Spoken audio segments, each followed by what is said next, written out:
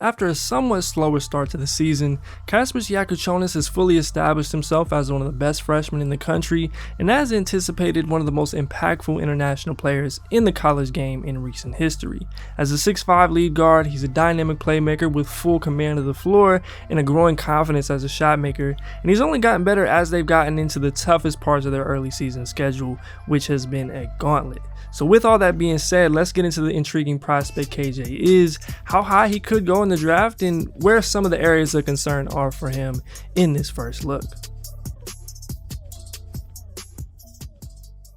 Jakucionis' gifts as a playmaker and passer have stood out from the very beginning of the season, and his combination of vision, passing versatility, and nuance is something we don't often see from freshmen, and so far he's been a walking good shot on any given possession, with the help of this Illinois offense putting him in position to set the table. He has a strong understanding of defenses, quickly diagnosing coverages and where help is coming from, and so far he's spent a lot of time within the pick and roll and on handoff situations. He's done a great job of making quick decisions when they've sent two to the ball on those pick and pop looks or stacked actions, where he's had an immediate chemistry with Visage, but also guys like Hummer Kaus and Will Riley, and his ability to make one-handed passes off the live dribble with either hand on those same actions or on skips to the corner has been impressive and an indication of his skill level and ability to process the game quickly.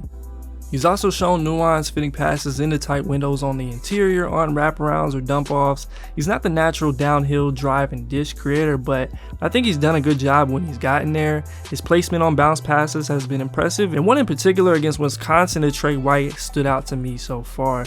But in general, he's produced a long reel of passing highlights already, with everything from no looks to extra passes and everything in between. More complicated than that. And the threes have to go. You have to have shooters that are good at finishing. Oh, what a find. Boswell to the rim. White skips. Jakucionis to White.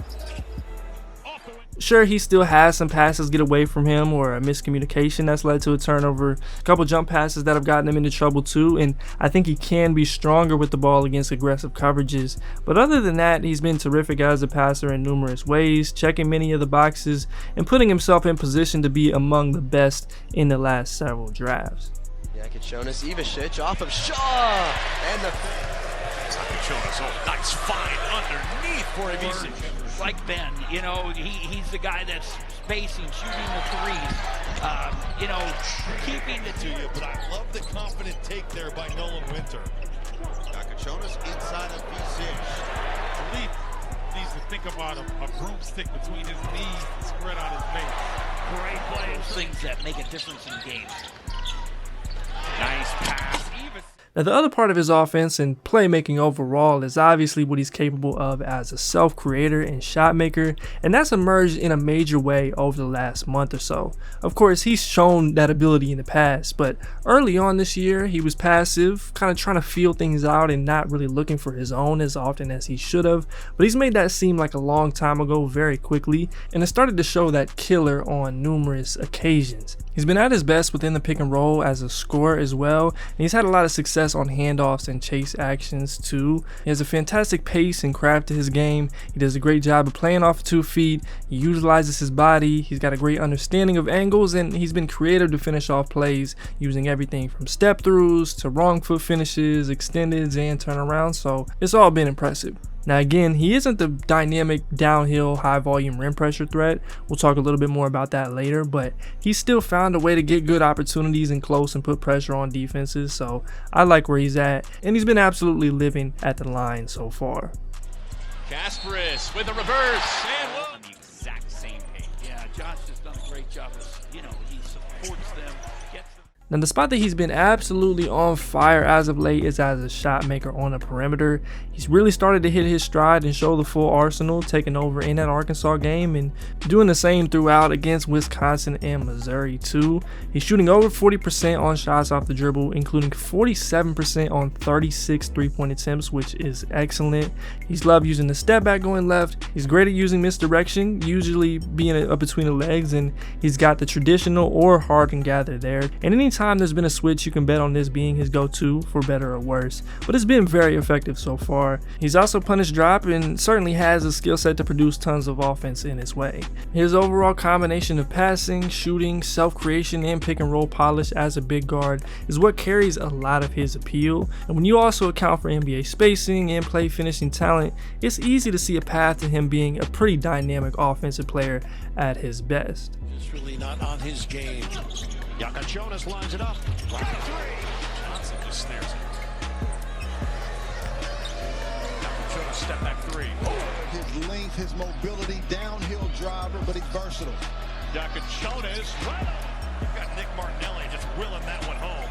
First lead since it was 34-33. How does Jakucionis hit that? They can really use him turning back to the early season performances he's put together.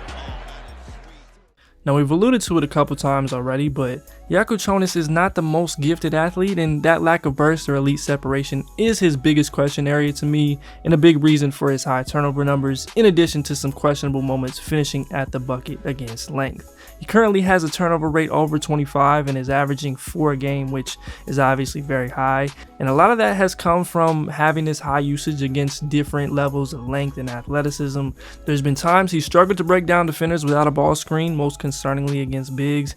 His handle has been questionable against ball pressure, leading to several turnovers, and when we're talking about someone that's ideally a top 2 option in the league, I wonder how easily he'll be able to collapse a defense and create advantages at the next level. Now, in saying all that, I do think it's easy to get caught up in this sort of cookie cutter evaluation where you overvalue all the downhill rim pressure guys who may struggle to shoot or decelerate or work well in short spaces, and don't account for the obvious other pathways and elements that you can be successful, whether it be shooting, size, craft, or something else. But you also can't watch plays like these and throw them out as nothing, knowing it only gets harder in the future, and he's not like a legit 6'8", 6'9" either. So he's obviously been very good this season. I don't want to take away from that, but everything related to this is what I'm most curious to watch going forward. The only other element of his offensive game I'm really curious about going forward is his ability to shoot off the catch. I think he's mostly fine off the ball overall, but there's been a strange contrast in his comfort and splits as a spot-up guy in comparison to off the dribble. He's at about 32% on 20 attempts off the catch this year, so we're not talking about a dire situation here at all, and I'm fairly confident he'll be capable in the future. But with some of the burst questions, this would ideally be a more featured element of his game to give more comfort in him playing multiple roles. So going forward, I want to see where this lands and how often those opportunities are even available. It's doing its job as well with another miss. Jakucionis, too much space. He's got a chance for 4. And the last area we'll talk about is his defense. I thought of him as an okay defender and a decent mover in the past, but so far it's been a lot more in question. He's been in recovery a lot and has rarely cut off drives or offered significant resistance. His screen navigation has been up and down, sometimes being out of plays, others having some great moments defending from behind, but he can definitely be a lot better doing his work early. And for the most part, his point of attack or individual defense on the perimeter has left more to be desired, and it's something the team like Tennessee got a lot out of attacking him. Off the ball, he hasn't been tested or had significant responsibility, so I'm kind of TBD on that. His positioning has been fine. He hasn't fallen asleep. Not super active in terms of stocks, but we'll see if anything else stands out the rest of the way.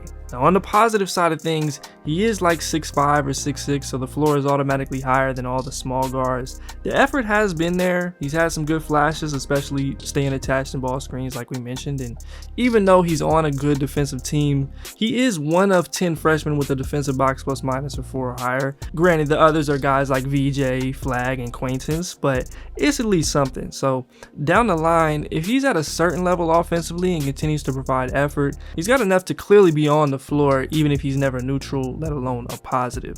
As of now, if I'm matching up with him, the game plan includes putting him in action and making him prove he's not easy offense, but we'll see where he goes the rest of the year.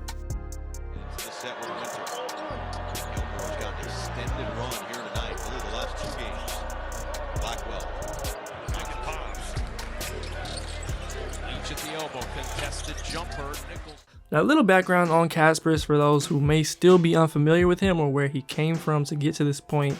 He's born and raised in Lithuania, where he originally played for Perlas Vilnius before moving on to the Barcelona system in Spain, where he had a ton of success on the junior club and B division levels and actually got a little bit of run with the big dogs a season ago. He has some standout performances at Adidas Nations and the U18 Euros this summer and has brought a lot of that to college basketball. Now, as for matchups the rest of the year, Illinois has some great ones. They've already had a really tough schedule, as we kind of talked about, but they've got Rutgers and Duke in February, which is about as good as it gets in this space, so gotta cherish those. And then Big Ten play should be fun. I'm looking at UCLA, Ohio State, Michigan State specifically, among others.